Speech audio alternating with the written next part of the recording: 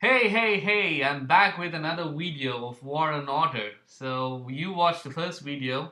So I did tell you that I'm going to cover a lot about why this game is so good in the social aspect. And there are tons of things that I'm going to share with you today that you might be interested to play this game. So I'm not really asking you to play this game, but you can give it a try if you really like the social aspect of the game about alliance and stuff. In a lot of these games where they have alliance, they don't really have anything for the whole alliance to do together. I think that's a big fail. In my opinion, War and Order has cracked that, and I think they have done a tremendous job on getting getting the aspects of social elements into it.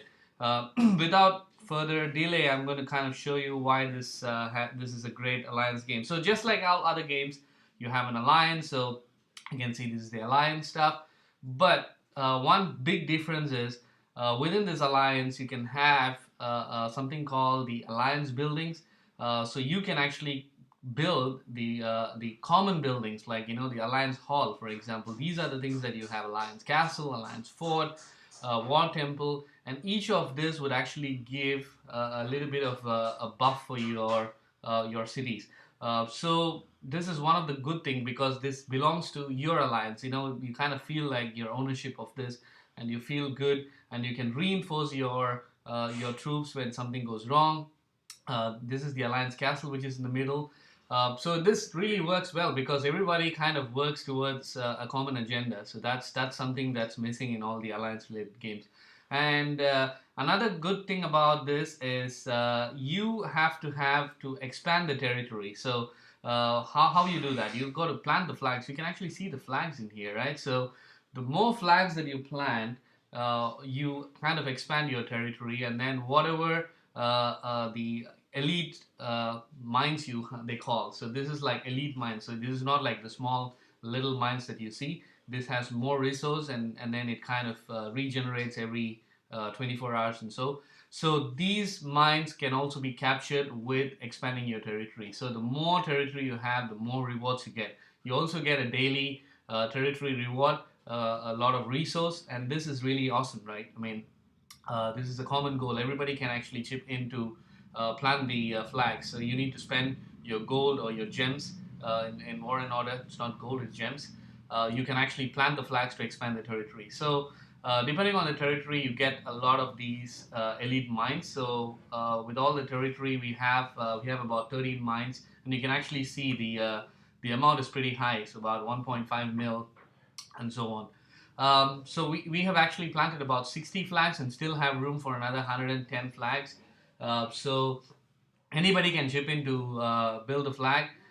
So I just have to find a spot and then build a flag. So I'm not going to do it because I think the officers in my alliance are planning how to do this, because we just moved to a new territory. So this is something that I kind of like, because you work towards expanding your region, right? I mean, that's a common objective. And another thing that I really liked about part of this as a uh, the sorry, just running out of words. The alliance game is the alliance technology. So what this does is, you can actually see there are three tabs in here. So one is about producing your resource, another one is your war, and the last one is the other aspects of the game. So what it does is, every day, every few hours, a player gets to donate the resource or the gems for a particular technology. So the more you donate to a technology, you move to the next level. For instance, here, food harvest, right? So the food harvest raises food production by 18% in the next level. So if everybody contributes to this technology, we will be getting 2% more of our production. And this is a great element, because everybody chips in and then they spend their gems or their resources to show the loyalty to the alliance, and then every day they have something to do to get the alliance to a better shape. And the best thing is, the more they spend on the gems and resource, the loyalty increases, right? So you kind of want to stay with the same group. And this alliance is a very old alliance, and you can see a lot of these technology has reached to level 16, level 15. So people want to keep that going. So that's really awesome. And also, there are a lot of the alliance-based games. They have a limitation on number of players you can have in an alliance.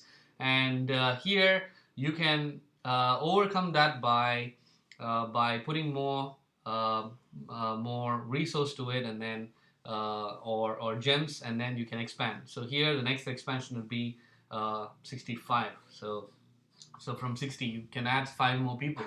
So that's really awesome. So now you can actually see what the current research on the top. You can see the focus. The team thinks the focus should be on alliance expansion because we might be getting more players in. So how to donate is you just have to click there and then keep sending your food to the expansion.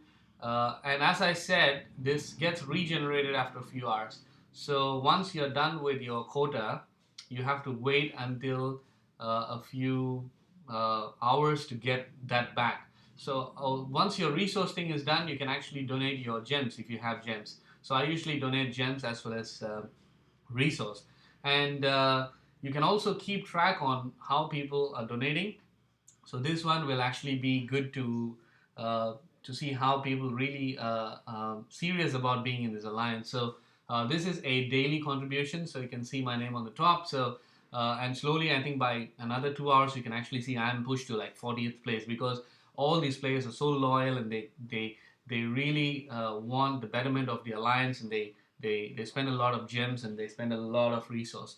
And they also have a weekly number. So this week I've been slacking. As you know, I got a lot of work and in real life, and I'm just about 26, and I just joined the alliance like few months ago. So the history wise, I might not have a better number. So I'm at 44.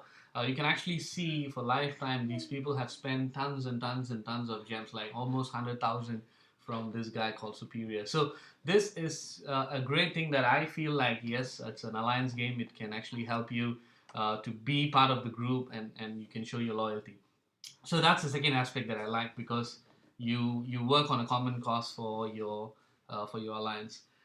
So the next thing that I kind of like about is you would have seen the rally, right, in some of the games that you can actually rally on players. This is something that can be done. So right now there is no battle happening in the region, but if anybody attacks any of our players, it's going to appear here. So in just I'm going to compare Empire Z, because most of my subscribers, you are all Empire Z players. I'm just going to compare. So if one of our players get attacked in the alliance, we have no clue until we get that information from that person if he's not active.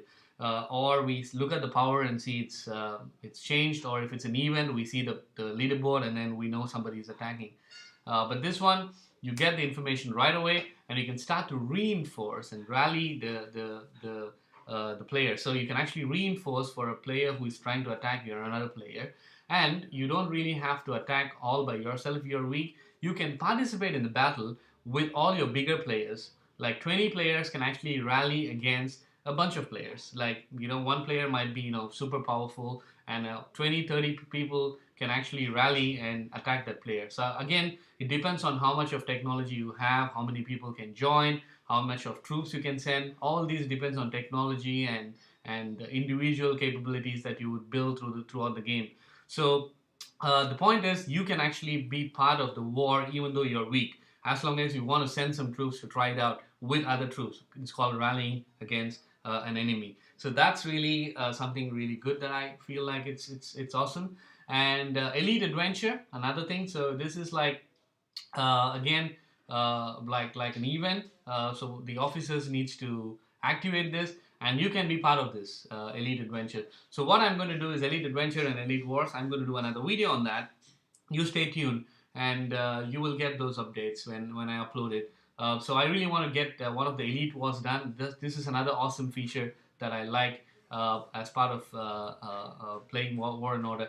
So what Elite Wars does is you can actually war against somebody from another region, which is realm. We call it in War and Order.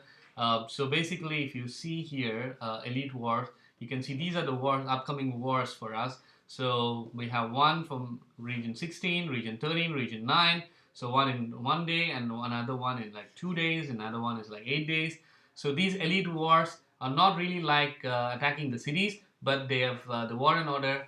They've set up some common ground for us to play, and I'll show you how that works. Yeah, so stay tuned for that. So that's another aspect that I like about War and Order.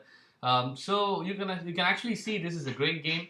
If you really like the social aspect, want to be in the alliance and want to have some friends and show your loyalty and stuff. So I would strongly recommend this game for you all to play. And yeah, I'll come back to you guys in about a week with the Elite Wars. I would like to record one or two Elite Wars that's upcoming in the next couple of days.